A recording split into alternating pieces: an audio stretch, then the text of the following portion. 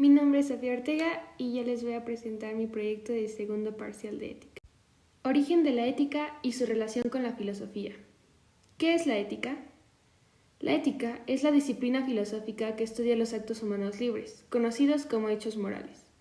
Defiende o propone sistemas de normas. Es un quehacer filosófico de razonar. Se utiliza para uno o varios grupos culturales. En cambio, la filosofía es una disciplina que interroga las cosas cotidianas. La filosofía utiliza como herramienta de indagación la pregunta y utiliza la argumentación como forma de justificación. ¿Cuál es la relación de la ética y la filosofía? Ambos son una disciplina que estudian los diferentes comportamientos que pueden llegar a tener las personas y las cosas. La ética y la filosofía son cosas que se utilizan cotidianamente y yo creo que todo el mundo ha filosofado alguna vez en su vida preguntándose por la existencia de algún ser. Diferencia entre ética y moral. Para mí, ¿qué es la moral? La moral es el criterio o pensamiento de una persona. Está relacionado con los valores y principios de ella. Y la ética, como ya lo mencionamos antes, es el quehacer filosófico de razonar y defender sistemas de normas morales, adecuadas para uno o varios grupos culturales. Para mí la moral y la ética es algo que utilizamos todos los días, ya que defienden nuestros ideales y la forma en la que pensamos sobre ciertas situaciones. Por ejemplo, sobre nuestras opiniones de algunos temas sociales o polémicas que aquejan a nuestra sociedad hoy en día. La axiología y la estética. ¿Qué es la estética? La palabra estética viene del vocablo aistekos, del griego, que significa lo que afecta a los sentidos. La estética es una rama de la filosofía relacionada con la esencia y percepción de la belleza y de la teoría fundamental filosófica del arte. La estética lo utilizamos prácticamente siempre, ya que siempre que observamos algo podemos decir si nos agrada o si nos produce un sentimiento placentero. Por otro lado, la axiología significa teoría del valor, que se forma a partir de los términos griegos axios, que significa valor, y logos, que significa estudio o teoría. Estudia los valores de las cosas. Con la axiología determinamos qué es más importante para nosotros.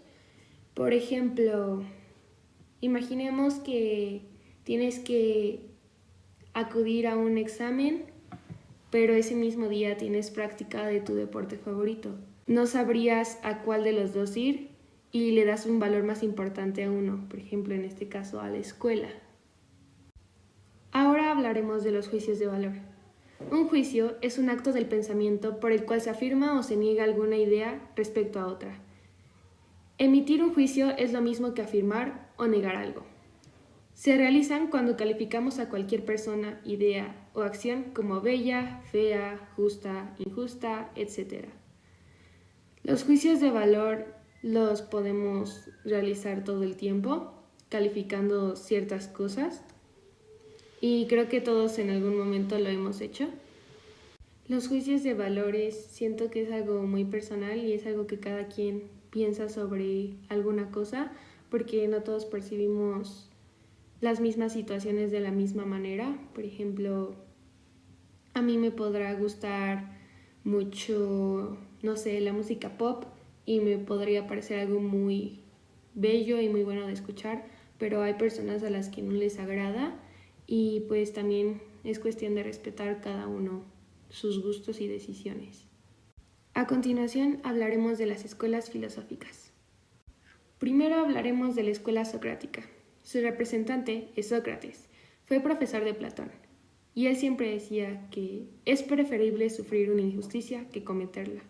La verdad es que yo concuerdo mucho con él de que es preferible sufrir una injusticia que cometerla, porque, bueno, en mi caso yo siento que si yo la cometiera se quedaría mucho en mi conciencia y no es algo que me gustaría tener guardado. Entonces, por lo menos si la sufres es algo que puedes sanar luego y no tienes culpa de. Continuaremos con la escuela aristotélica. Su representante es Aristóteles. Él decía que el bienestar era el objetivo principal del hombre y que la felicidad es un acto de acuerdo a la virtud. Después tenemos a Epicuro. Él decía que el placer intelectual se conseguía superando los miedos. daba clases a mujeres y esclavos y se localizaba en un jardín en Atenas. La verdad, de los filósofos que vimos, Epicuro se me hizo el más interesante y fue el que más me gustó cómo desarrollaba su filosofía. Y concuerdo mucho con él de que el placer intelectual se consigue superando los miedos, porque, bueno, por lo menos en lo personal, siento que cuando me da miedo algo, pero me atrevo a hacerlo para lograr algo, me siento muy bien conmigo misma y siento que es algo que genera mucha felicidad en uno mismo. Y por último tenemos a Kant. Su criterio ético era la buena voluntad. Consideraba que no siempre la felicidad era positiva, ya que nublaba el juicio y produce la arrogancia. Y decía que debíamos actuar por el deber mismo sin esperar nada a cambio. La verdad es que a pesar de que no es mi filósofo favorito, concuerdo con él de que debemos actuar por el deber mismo sin esperar nada a cambio. Siento que realizar acciones que te nazcan del corazón es mucho más placentero que cuando te obligan a hacerlas. Entonces concuerdo mucho con él. Valores y antivalores. ¿Qué es un juicio moral? El juicio moral es una facultad humana que consiste en afirmar la bondad o maldad de un acto, tomando como punto de referencia principios, valores, normas y creencias que se consideran valiosas. Existen 3 tipos de juicios morales: los enunciativos, los preferenciales y los imperativos. ¿Qué es un prejuicio? El prejuicio es la formulación de un juicio sobre una persona o un acto de forma precipitada, sin reflexionar ni conocer, aunque sea de manera superficial el caso. Critica a alguien sin realmente tener elementos para hacerlo. Yo creo que todos en algún momento hemos cometido un prejuicio. Por ejemplo, las personas con tatuajes. Mucha gente cree que por estar tatuados no son buenas personas o son delincuentes. Y no es así, no todo el mundo es así. Y puede que estén tatuados solamente porque les gusta y no necesariamente porque sean malos. Juicios valorativos. ¿Qué es un problema ético? Los problemas son retos que se nos presentan todos los días y nos dan la oportunidad de ejercer nuestra inteligencia y capacidad de decisión. Todo el mundo tiene problemas, algunos pueden ser más graves que otros, pero eso no significa que tengan menor valor y siempre nos afectan de una u otra manera, pero hay que aprender a resolverlos sin dañar mucho nuestra persona. El dilema es una situación disyuntiva ante la decisión entre 2 alternativas que se presentan igualmente atractivas y sobre las que se ponen en juego los principios o normas morales. Y por último tenemos la autonomía y heteronomía. El concepto de autonomía se refiere a la voluntad de hacer algún acto que provenga del uso de la razón.